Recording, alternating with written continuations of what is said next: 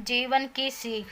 एक व्यापारी, उसने जब अपने व्यापार का श्री गणेश किया था तब उसके पास कुछ भी नहीं था, और अपनी मेहनत और अपनी बुद्धिमत्ता के कारण जल्दी ही उसने बहुत पैसे कमाए और अपने शहर का सबसे प्रसिद्ध व्यापारी बन गया। अब उसके अंदर घमंड ने प्रवेश कर लिया था। जहाँ पहले वह सभी के साथ नम्रता के साथ बात करता था, अब उसकी हर बात में आकांत होती थी। यह सब देखते हुए जो अमीर वाले व्यापारी थे, उन्होंने उस व्यापारी के साथ व्यापार करना बंद कर दिया। जो बचे हुए व्यापारी अब भी व्यापार कर रहे थे, वह अव्वल दर्जे के चापलूस थे। उसके काम करने का एक ही लक्ष्य था, वह उस व्यापारी की चापलूसी कर उससे उधार माल लेते थे। समय इसी तरह चलता रहा और वह व्यापारी दिवालिया होने की कगार पर आ गया।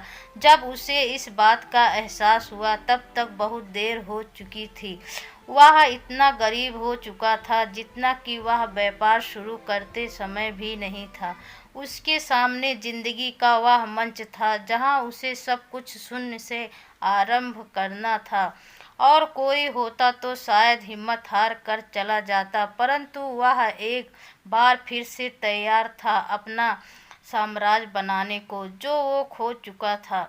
सबसे पहले उसने अपने कर्जदारों से किसी तरह पैसे निकलवाए और फिर छोटे स्तर पर अपना व्यापार जल्द ही शुरू किया, लेकिन इस बार उसे पहले से ज़्यादा मेहनत करनी पड़ रही थी। इसका कारण था उसका पुराना व्यवहार, जो बदल तो चुका था, लेकिन इस बात को दूसरे तक पहुंचाने में उसे काफ़ी मशक्क़त करनी पड़ रही थी। लेकिन अपनी पिछली गलतियों को ना दोहराते हुए वह देर से सही एक बार फिर एक प्रसिद्ध व्यापारी के साथ उन लोगों के लिए एक उदाहरण बन गया था, जो सब कुछ आने पर अपनी जड़ों को भूल जाते हैं, जहाँ से उन्होंने शुरुआत की होती है।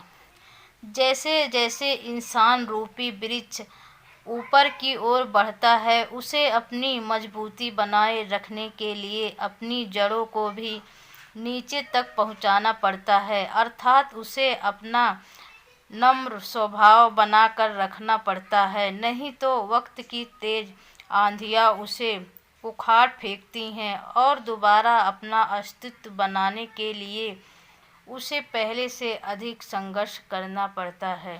दोस्तों, अगर आपको हमारी ये कहानी सुनने में अच्छी लगी हो तो प्लीज़ चैनल को सब्सक्राइब करिए और कमेंट बॉक्स में ज़रूर बताइए कि आपको ये कहानी सुनने में कैसी लगी। कहानी सुनने के लिए धन्यवाद।